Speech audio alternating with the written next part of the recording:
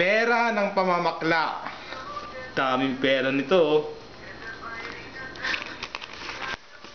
Daming pera. No, dito, pagkati-hatihan na natin ito, no? Ilan ba yung umano sa'yo? Dito ano, sabi ko. Wala. Dito sa tabi ko.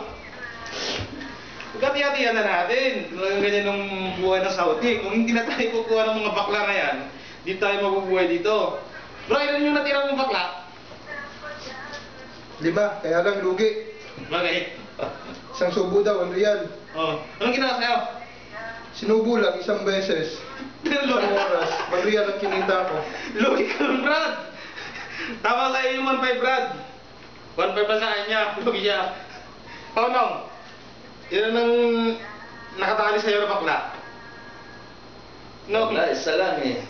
Isa lang? Di nga, ito to. Ilang subo? Isa nga lang kasi hindi ako naligo eh. Malamig ba? Lasang asin daw eh. Lasang asin? Tama sa isot, 500. Sa akin na lahat to! 500 lang? Tama sa 500! 500? Woo! Dami kong pera! Magkano na to?